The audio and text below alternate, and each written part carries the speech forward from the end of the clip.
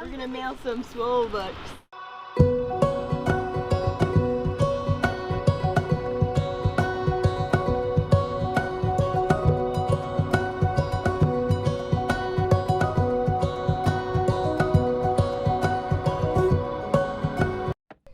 Morning. We're going to be the party at today, so I bring the juice. Okay, come on.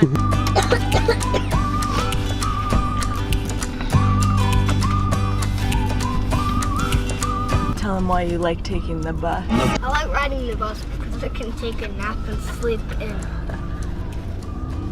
on the bus. So actually, we only drive Lincoln to school once a week because Sanderson has preschool that's kind of just past where Lincoln goes to school. We give him a little bit of a later start. He gets to sleep in for an extra 30 minutes, which is definitely helpful, especially later in the week.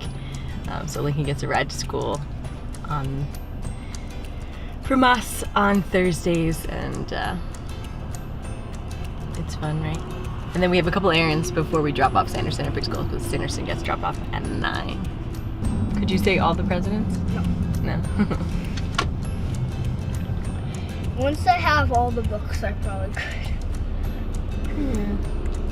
Not my bus. Lincoln memorized the presidents when he was 3. He could name them all.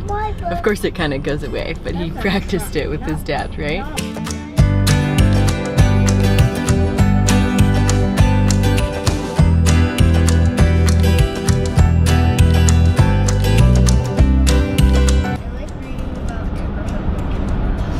About what? And at the end, it's like real life pictures. And like when they were president and how they died. How did John F. Kennedy die? He was shot and killed. I get to go to a Berks Catholic game at the Phillies. Berks Catholic football is playing at the Phillies stadium, so he gets to go down on the field for the game. So that's what he's doing after school today. They lined out the field so that there was a football field that fits in kind of the outfield of the Reading Phillies stadium. I'm not sure where like the base is, you know, like the dirt part of the baseball track is, or if that was covered with grass, but it should be fun. It's cool to get to go down on the Reading Phillies field, and Lincoln gets to stand on the sidelines for the football games because his daddy coaches, so. Pew pew pew pew pew pew pew pew pew pew pew pew pew. I have bulletproof. No, I didn't. A bulletproof helmet on. I started to take on more of the financial side. So currently, my job kind of grew as the more I did it. I found more things that were needed, and I started to fill in where I saw there was a job that was important. Another funny trick again. You want to show him a funny trick? What's the funny trick? When I was driving in the car, I was with Aunt Kai.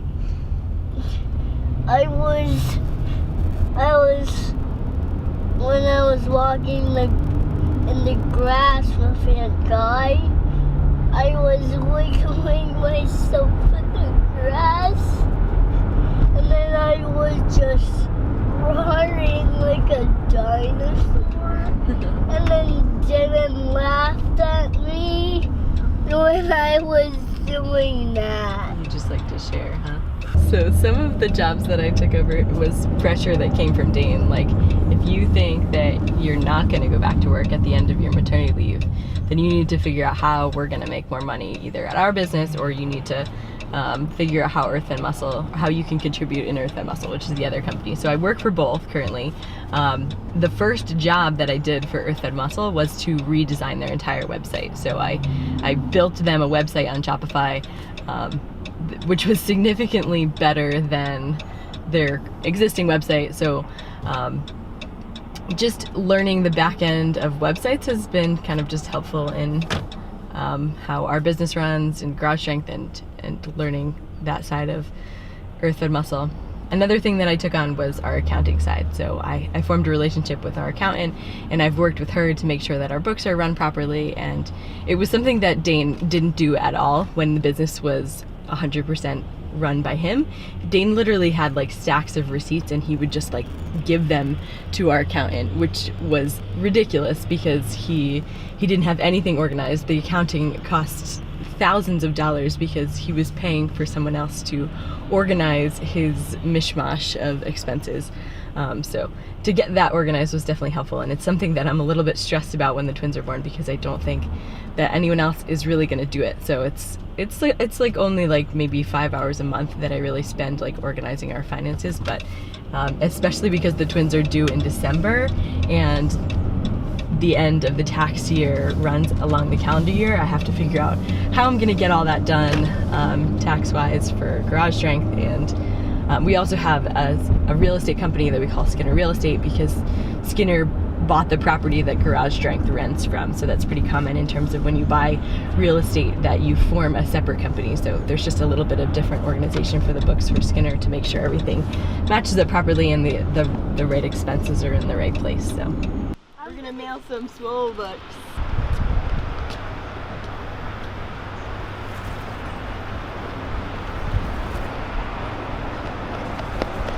High five. Done? Yeah. So you often give your kids little challenges just to kind of keep them more active throughout the day? Yeah, I mean, I never understand when people like leave their kids in the car when they could be out just walking up the stairs. I mean, there's no reason why I couldn't leave him in the car and stick those envelopes into one of the post office boxes, or there's times when my kids definitely stay in the car, but in the morning he's ready, he's up, he doesn't care about getting out, so he wants to go up and down the stairs, and let's just do it. Wow. Seesaw's up. How's he gonna get back down? Yeah. It's not easy being small. Too small to see. Too small to cross. You can climb on those rocks. He tries to jump, but he falls in the water. Yeah. Too small to toss. It's not easy being small. Small, smaller, smallest. Who's the smallest? Super duper snuffleupagus. Big ball, small ball. Balls on the wall. Big, bigger, biggest. Big, bigger, biggest. Small, smaller, smallest. Balls off the wall. Why are they playing? Because they want the ball. Time to play ball.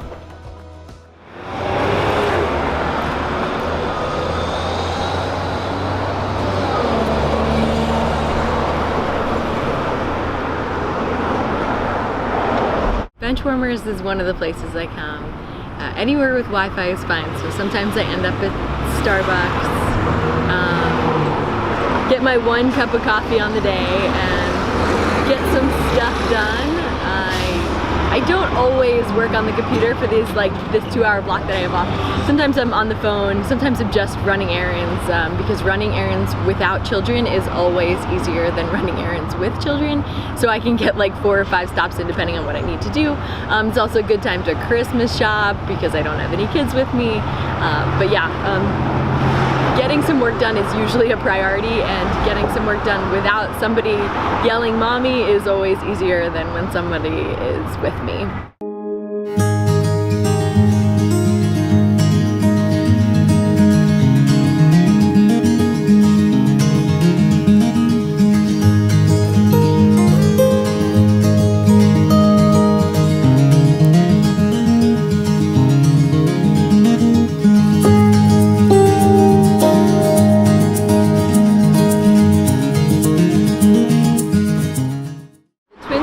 Impact my protein consumption. Earth-fed muscle helps in a lot of ways because I really needed to increase my protein consumption in terms of twin development, making sure they're getting the proper amount of nutrients. When I'm working a lot,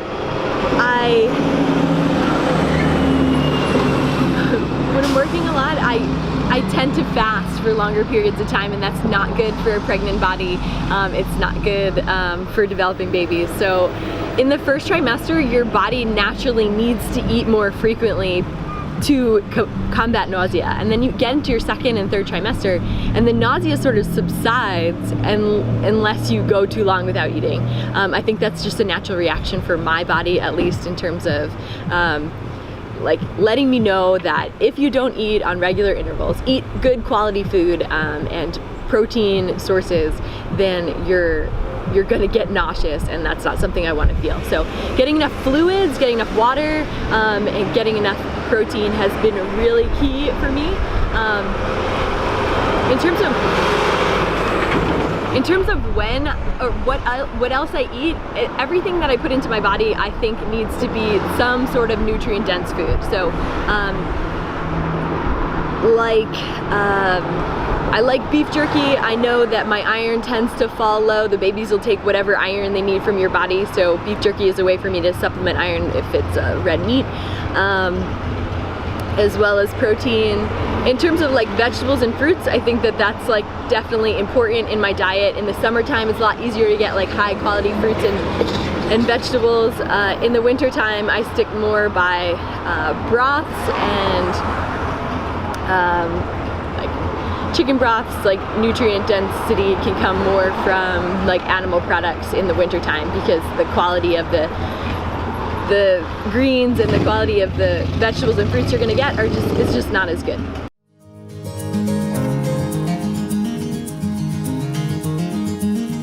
So one of the things that women worry about when they get pregnant is like gaining too much weight and or getting fat while you're pregnant. And on the other end, some women think that you can eat whatever you want while you're pregnant, and that's okay too. And I totally disagree. I think that it's not a time that you're eating for two necessarily. You're eating to support your body and you're eating to grow a baby, but that doesn't mean that you should eat whatever you want. I do think it is a time to make sure that you are getting high quality fats, as well as nutrient dense foods. High quality fats being saturated fats like animal fats, so like I said, whole milk, or fats that come from meat and butter and cream. I am not shy on the amount of butter that I add to my food, and I'm not shy on eating meat that's been grass-fed that contains really high quality saturated fats, as well as coconut oil and olive oil incorporated into my diet. And I don't think that fats necessarily make you fat, but the fats are supporting brain development, and they're giving you nutrients without huge quantities of food. I think that's a really good question. I think that getting back the pre-pregnancy body is all about patience and continuing to eat good foods and good fats, because breastfeeding makes getting back the pre-pregnancy body easy, and the thing that makes breastfeeding come really easily is eating high quality fats, because that makes your milk stronger. It makes your milk kind of more like whole milk. Like a woman's diet really affects what her milk composition is, and breast milk is kind of amazing in terms of it changes based on what your baby needs and what is going into your body. So everybody says that when you're breastfeeding you should have lots of fluid, so that's totally true. You should drink a lot of water, a lot of liquid, so that your milk is substantial, but there's other things that you can do to supplement your milk or to help boost your milk supply, and one of them a lot of women talk about is oatmeal. Oatmeal is a good one to help with your milk supply, but I also strongly recommend things like eggs, cheese, and full fat milk, because that makes your milk literally have more fats in it, is what and that's what your baby needs as it grows. And the quicker your baby puts on milk, the more that they sleep, and the more your baby sleeps, the easier it is for you to be active and get things done. So a couple things there like that tie together, but I really think that getting back the pre-pregnancy body is not the goal.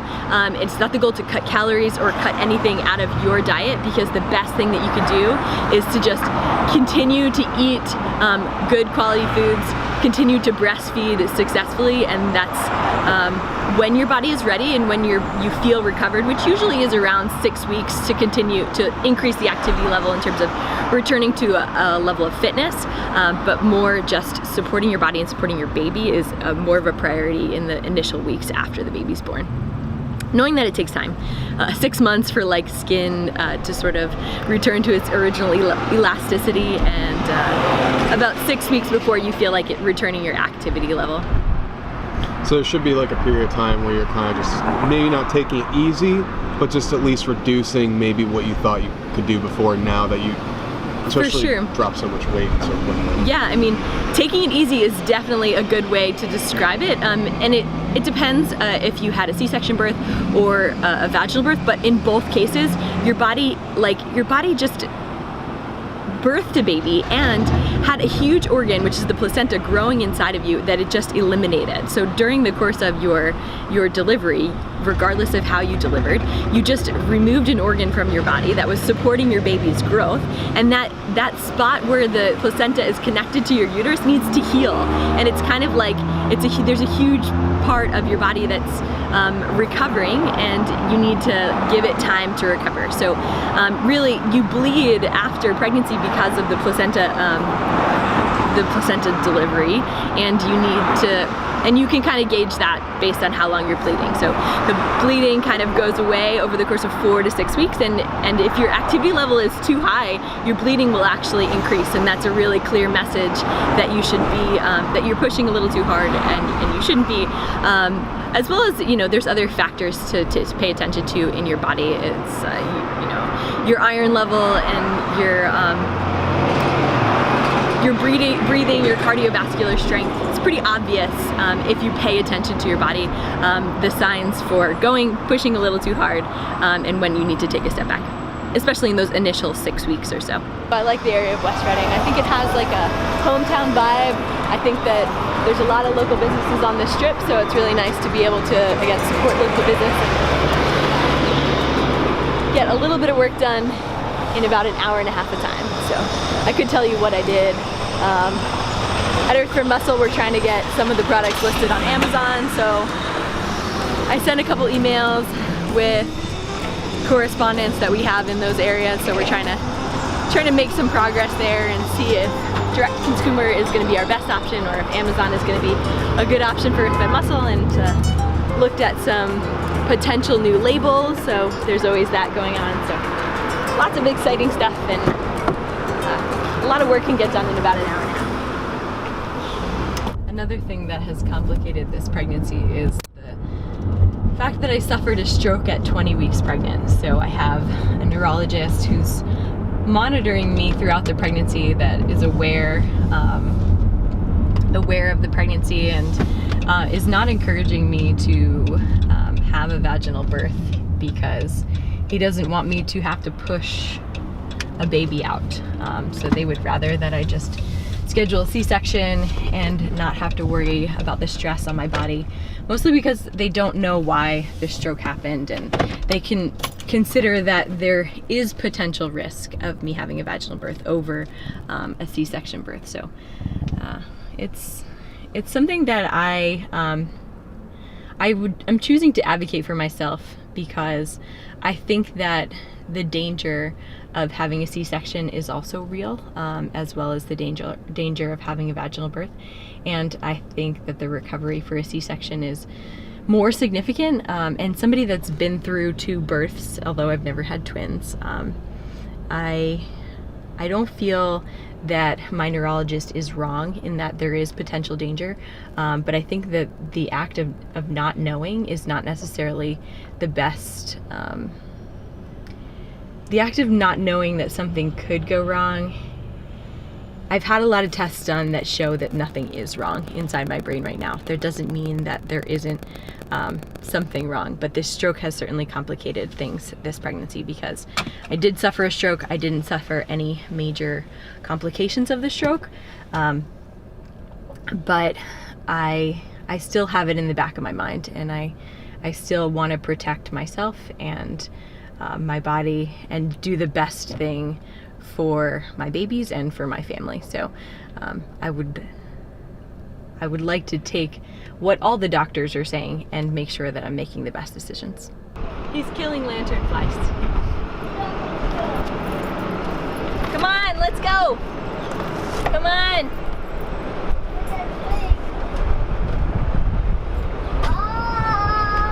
Come on! Bye, Claire. Claire? Is your friend? Oh, there's all these animals and trucks in your seat. Got it. Got it? How was your chips? How was your snack today? Good. Yeah. Yeah, thanks for learning about my exciting mom combo work life, and more to come with updates on 2 more kids going from 2 to 4.